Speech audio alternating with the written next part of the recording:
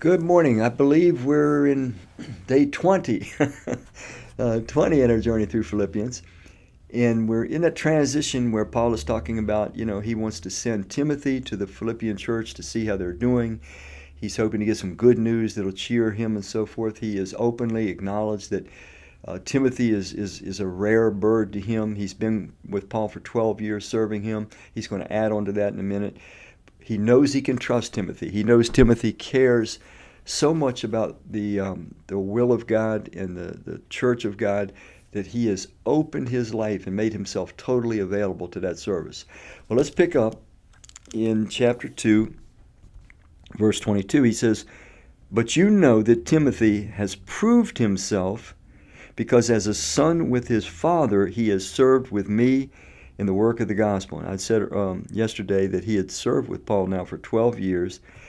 Verse 23, he says, "I hope therefore to send him as soon as I see how things go with me." Remember, Paul's in jail, a Roman incarceration situation. He doesn't know if he's going to live or die. He talked about that in chapter 1, verses 21 through 23.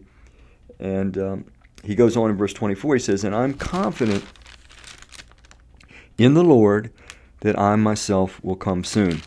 Now here we have in that last statement, he says, "I'm confident in the Lord that I will come soon."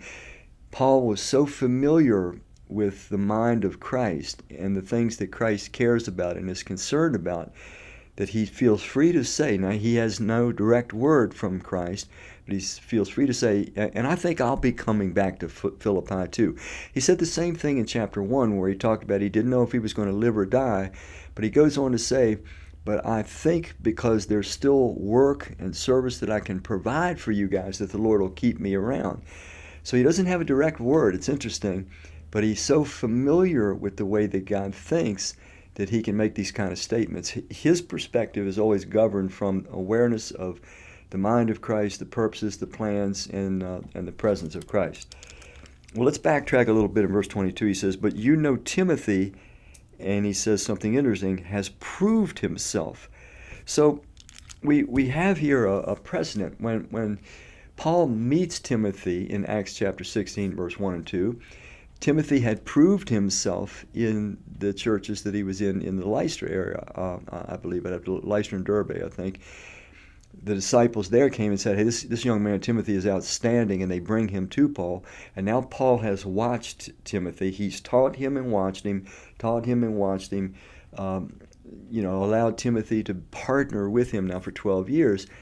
And Paul's looking at him with an objective eyes, and he's saying, "I know this guy. I've watched it now 12 years. He is trustworthy. He is faithful. He will take the risk necessary. You can always count on this guy. He is wholeheartedly devoted to the Lord." And he's saying, and you guys know he is too. You've met him. But I think we need to look at this careful, because sometimes we equate grace with recklessness.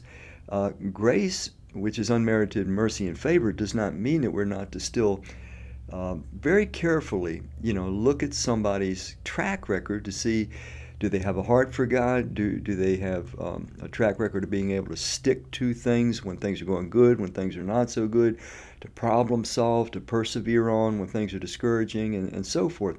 We should have a meritocracy, so to speak, within the context of the church.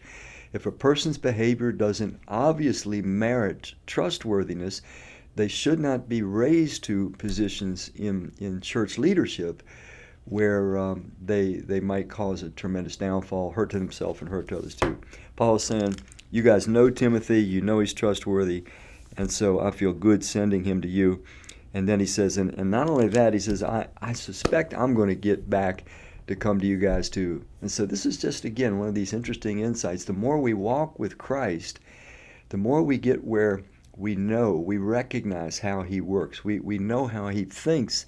And it's not that we ever can get to the place where we say, oh, I know I'm going to live another 10 years because, God wants me around. But we can get to the place where we have a sense that our times are in God's hands, and that as long as we feel like we're still effective on duty, and we are convinced that Christ sees us as effective on duty, we'll probably get an extension to be a positive influence for Christ in the lives of our particular circle of influence. And we each have one of those circles of influence. Okay, we'll let that go for today, and we'll pick it up again tomorrow. Thank you.